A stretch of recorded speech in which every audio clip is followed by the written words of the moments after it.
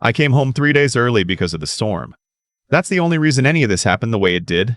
Hurricane warnings had pushed our unit's rotation back, then forward, then scrambled everything so badly that my commanding officer finally said, "Go home, get some rest, we'll call you when we need you." So I booked the first flight out of Ramstein, landed at Dallas-Fort Worth at 6 in the morning, and drove the 2 hours to Keller in a rental car with the windows down because I didn't want to fall asleep at the wheel. It was my son's 17th birthday in 4 days. I had a card in my bag and a hunting knife I'd picked up at a market in Germany, the kind of blade he'd been asking about for 2 years. I was going to surprise him. I was going to be there when he woke up on his birthday, instead of sending a voice message from a server room overseas like I'd done the last 3 years in a row. I pulled into the driveway at 8:47 in the morning. I know the exact time because I checked my phone before I got out of the car, thinking I'd text him first so he wouldn't be scared by the door opening. I never sent that text. The front door was unlocked. Not just unlocked, slightly open. Maybe 2 inches. Our door never sits like that. The hydraulic closer I installed 2 years ago makes sure of that. I stood there on the porch for a second with my duffel over one shoulder and my brain doing what it was trained to do. Slow down, read the scene, don't assume. The screen was intact. No forced entry on the frame. Somebody with a key had left in a hurry. I pushed the door open with 2 fingers.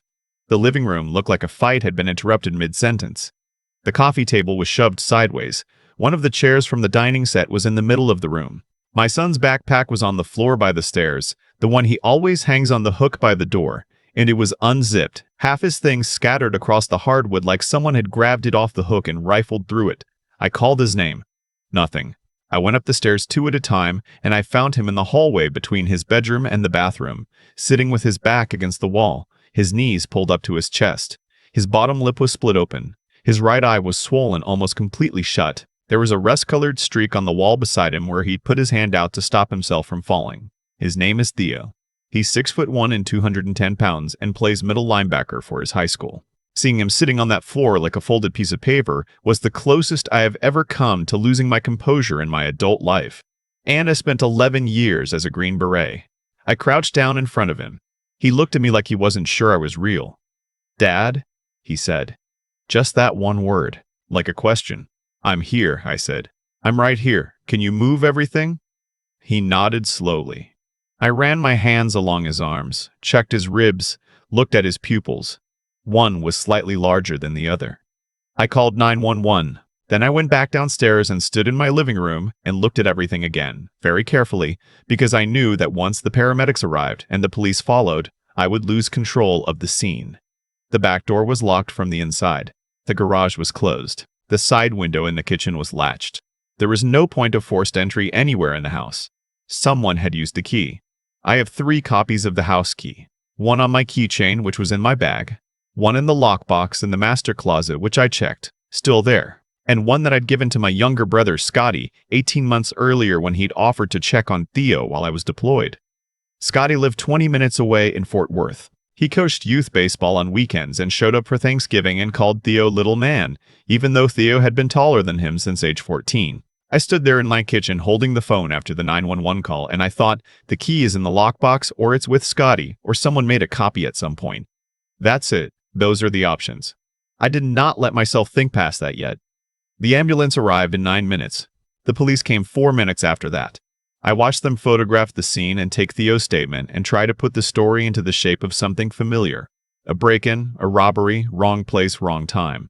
The lead detective kept coming back to the same question. Was anything taken? I kept saying I hadn't checked yet. He kept acting like that was the answer to something. At the hospital, they told me Theo had a mild concussion, 3 cracked ribs, and a hairline fracture in his left wrist where he'd blocked a kick. 3 people, he told me eventually. 2 men and a woman. They'd knocked. He'd opened the door, thinking it was a delivery. They pushed in fast. One of them said, "Tell your dad the debt is paid." Then they beat him methodically and left. "Tell your dad the debt is paid." I had no debt. I had never had a debt like that in my life. I had a mortgage on that house, a truck payment, a credit card with a $400 balance. I was not a man with enemies who collected on debts through other people's children. But the phrase didn't sound like it was about money. Theo was in a hospital room with a nurse checking his neuro responses every 2 hours. And I went to the parking garage and sat in the rental car, and I took myself through everything I'd done in the last 5 years that could have made someone hate me enough to touch my son. One name kept surfacing, not because I wanted it to, because It was the only one that fit. His name was Whitfield. He'd been a warrant officer in my unit 8 years ago, one of the most talented operators I'd ever worked with, and one of the most dishonest. He'd been running a side operation out of our FOB in eastern Afghanistan, skimming equipment, selling intel access to a contractor network that we later found out was compromised all the way up. I had reported it. I had put my name on paper and handed it to our CO. Whitfield had been quietly separated from service. No court-martial. No federal charges. Just gone. I had heard through a mutual contact about 2 years after that he'd landed somewhere in the Dallas area. Private security, supposedly. That contact had told me to stay low and stay quiet because Whitfield had connected himself to some people who were not the kind you took to court. I had stayed quiet. I had told myself it was managed. It was not managed. I drove back to the hospital, and I sat with Theo until he fell asleep. And then I drove home and I opened my laptop and I started pulling threads. I have a particular set of skills that took 11 years and multiple deployments to develop, and I want to be clear about something. Before I say what comes next, I did not enjoy what I did over the following 8 days. I am not telling this story to glorify anything. I am telling it because this is what happened, and I think people should understand that the world does not always give you a clean option. The first thing I found was the company. Whitfield was listed as a security consultant for a private firm called Meridian Tactical Solutions, incorporated in Delaware, operating out of a South Lake address. When I drove past that address, it was a leased office suite in a strip mall next to a nail salon. The company had 1 employee on payroll, 3 contractors, and a client list that I eventually traced to 3 real estate holding companies, 1 logistics firm, and 1 LLC that existed exclusively to receive wire transfers. The second thing I found was the connection to my brother. I didn't want to find it. I stared at it on the screen for a long time before I accepted what I was looking at. Scotty had filed for bankruptcy 14 months earlier. I hadn't known. He hadn't told me. The filing listed debts to 2 creditors, 1 a medical collection agency, 1 a private lender whose address matched one of Whitfield's holding company shells. Scotty owed them $46,000. He had been making partial payments for 8 months before the payments stopped. The payments stopped 3 weeks before 3 people walked into my house with a key. I drove to Scotty's apartment at 11 o'clock at night, and I knocked on his door and he opened it in a t-shirt and gym shorts and took one look at my face and went completely still. "Sit down," I said. He sat. I didn't yell. I never yell. I asked him to tell me exactly what had happened from the beginning, and I told him I already knew most of it, so there was no point in leaving anything out. He talked for almost 2 hours.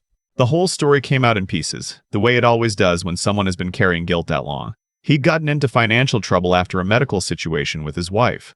They'd separated, but he was still paying her bills, which I hadn't known. He'd borrowed from what he thought was a legitimate private lender. When he couldn't pay it back, someone who worked for Whitfield had approached him. They hadn't asked for money. They'd asked for information. Access. They wanted to know my schedule, my deployment rotations, my home address. He told them my address. He already knew it. Then they asked for something else. When they told him what it was, he said he refused. He said he'd drawn a line there. He looked me in the eyes when he said it, and I believe him, because my brother is not a man who would willingly put Theo in that room. But he had given them enough. He had handed them the first domino and told himself the rest wasn't his responsibility. "The key," I said. He closed his eyes. They said they just needed to go in and look for something. Documents. They said they wouldn't touch anything. I stood up. I told him to stay in his apartment and not contact anyone until I came back. I told him if he made any calls to anyone associated with Whitfield, any calls at all, I would know, and the conversation we would have after that would be very different from this one. He nodded. He looked like a man who understood he was being offered something that could be taken away. Over the next 6 days, I gathered everything. I want to say I went straight to the FBI and handed it over and let the system work. Partly that's true. I did contact an agent I knew through a DOJ connection. A woman named Patricia who had worked joint task force operations with units like mine and who knew how to receive information without asking how I'd gotten it. I gave her everything on Whitfield's financial network, the shell companies, the wire transfers, the connection to the compromised contractor network from 8 years ago. She told me they'd been building a case, and this was the piece they needed to move. But I want to be honest about what I did before I made that call. I found the 2 men who came to my house. It wasn't difficult. Whitfield used the same 3 or 4 contractors for anything physical. And once I had their names, I had their patterns. One of them was staying in an extended stay hotel in Arlington. The other had an apartment in Grand Prairie. I made sure they knew I had found them. I made sure they understood that any movement, any communication with Whitfield, any attempt to leave the state would constitute a mistake they would not recover from. I said it once, quietly, and I did not have to repeat myself. I was not bluffing. The woman who came to my house. I found her through the hotel. She was a mid-level coordinator for Whitfield, someone who'd been brought in to manage the intimidation side of his operation. She was 28 years old and had a record for fraud, and she was terrified. I gave her Patricia's number and told her to call it within the hour. She called in 40 minutes. Whitfield was arrested on a Tuesday morning. Federal agents picked him up at the South Lake office suite, between the nail salon and a sandwich shop, wearing a polo shirt and loafers like he was going to a Chamber of Commerce breakfast. The charges included racketeering, conspiracy, extortion, and a supplemental charge related to the Afghanistan intel breach that had apparently never fully closed.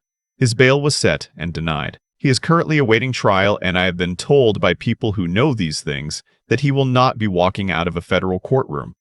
The two men who came to my house were arrested the same morning. They took plea deals within 2 weeks. The woman cooperated fully. She received a reduced charge and will likely do 18 months. The sentencing for Whitfield won't happen for another year at least. I've been told to expect something in the range of 15 to 20 years given the federal racketeering charge combined with the national security elements.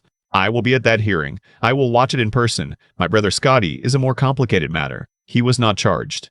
Patricia told me that his cooperation, which was substantial, because once he understood the full scope of what Phil had been doing, he gave everything he had, along with the relatively limited nature of his direct involvement, meant he fell below the threshold for prosecution. He did not know about the assault. He knew he had given information he shouldn't have given, and he knew there would be consequences for Theo being in that house. But he had not known the specifics of what they intended to do. I believe this. I also believe that belief and forgiveness are two different things, and I am still working out what the second one looks like in practice.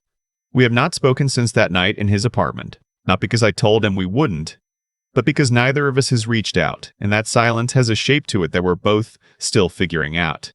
My mother calls me every 2 weeks and mentions his name, and I listen and don't respond directly, and she knows me well enough not to push. Maybe that changes. Maybe it doesn't. Theo came home from the hospital after 4 days. His eye opened fully after about a week. The ribs took longer, 6 weeks before he could practice again. His coach held his starting spot without being asked. The first Saturday he was home, he asked me if I wanted to go to the range. We have done that together since he was 12. Responsible, controlled, he has his own license. We drove out to the range in Azle and spent 2 hours there, and on the way home he was quiet for a long time, and then he said, "You knew something was wrong the second you saw the door." "Yes," I said. "How?" "Training," I said, "and knowing what normal looks like." He looked out the window. "I want to learn that." I told him we'd start that week. We did. I have since installed a full security system at the house. Cameras, door sensors, a panic button hardwired to the local dispatch with a priority response code from the sheriff's department, a contact I have a working relationship with. There is a second system that backs up the first. I have multiple secure copies of every document that was ever relevant to the Whitfield case stored in locations that are not my house. These are not dramatic measures. These are the things a reasonable person does when they have learned, the hard way, what it costs to assume the world is neutral. I still think about the door, those 2 inches, the hydraulic closer that never fails. I think about what would have happened if the storm hadn't pushed my rotation. If I'd landed on schedule, if I'd walked through that door 5 days later to a house that looked normal. I don't know how long Theo would have waited before he called someone. I don't know what condition he'd have been in. I don't let myself stay in that thought too long. You can't operate inside the version of events that didn't happen. What I know is this. I came home early. I saw the door. I sat on that floor with my son, and I told him I was there. Everything after that I did because I am his father, and in my family, that word has always meant something specific. It means you show up. It means you don't look away from hard things. It means when someone reaches into your house and puts their hands on your child, you make certain, absolutely certain, that they understand what they have started. Whitfield understood. Theo starts his senior year in the fall. He's already got an interest from 2 programs, one in state, one out. He wants to study criminal justice. He told me this at dinner on a Tuesday, completely casually, like it was something he'd been thinking about for a while. I asked him why. He shrugged. "Because I want to know how things are supposed to work," he said, "and what to do when they don't." I didn't say anything for a moment. That's a good reason, I said finally. He nodded and went back to his food. I watched him for a second. The way he held himself now, a little more deliberate, a little more aware of the room.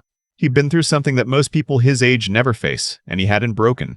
He'd sat on that floor and waited, and when I walked through that door, he'd said my name like it was something he'd been holding on to. Whatever comes next, I know how to read a scene. I know how to protect what matters. And I know that whatever version of the world my son is walking into, he's not walking into it alone. That's the part that doesn't change.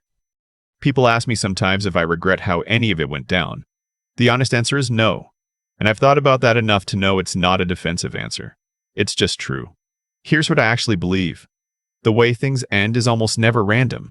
Whitfield spent years building something rotten and calling it a business. He surrounded himself with people whose loyalty he rented instead of earned. He used fear as a management tool and money as a substitute for integrity. And when that structure finally collapsed, it collapsed completely, the way things built on that foundation always do. Not because the universe was keeping score, but because systems like his carry the seeds of their own failure from the beginning. Every person he coerced had a breaking point. Every trail he thought he'd hidden was connected to something else. The coordinator called Patricia in 40 minutes. The contractors folded without a word. When there is no real loyalty in an organization, the moment pressure is applied, everyone looks out for themselves. That's not fate. That's just how it works. My brother Scotty is harder to think about, and I won't pretend otherwise. What he did came from a place of desperation and fear, and I understand both of those things. I've felt them myself in situations he will never see. Understanding it doesn't make it okay. He handed over information that put Dio on that floor, and he will carry that for the rest of his life. What I've come to is this. Intelligence without integrity is just a tool that cuts whatever it touches, including the person holding it. Scotty is a smart man who made a decision he thought was small enough to live with. It wasn't. The gap between who we want to be and what we do when we're scared. That gap is where character actually lives. Theo is the part of this story I think about most. He sat on that floor for what must have been hours. Alone, hurt, not knowing if anyone was coming, and when I walked through that door, the first thing he said was my name, not help, just my name. Like knowing I was there was enough to start with. That kind of steadiness in a 17-year-old doesn't appear from nowhere. It gets built slowly from being shown over and over that hard things can be gotten through without falling apart. I'd like to take credit for that, but mostly I think it's him. It's who he decided to be, what I learned from all of it. And I mean learned in the way that sticks to your bones, not the kind you say out loud at the right moment. Is that awareness is not passive. Knowing how to read a room, knowing what normal looks like, noticing the 2-inch gap in a door that's never open, those are skills, and skills require practice and intention. Most people move through their days on autopilot and trust that nothing will require them to be sharp. That works until it doesn't. When it stops working, the people who've been paying attention have options. Everyone else is just reacting. Theo starts his senior year in the fall. He wants to study criminal justice. He wants to understand how systems are supposed to function and what to do when they don't. I told him that was a good reason. I meant it more than he probably knew. Whatever he walks into from here, he won't walk into it blind. Neither will I. That's the only thing I know how to offer with any confidence. Stay awake. Know what you're protecting. And when something looks wrong, even slightly, even just 2 inches wrong, don't talk yourself out of it. The door was open. I saw it. Everything else followed from there.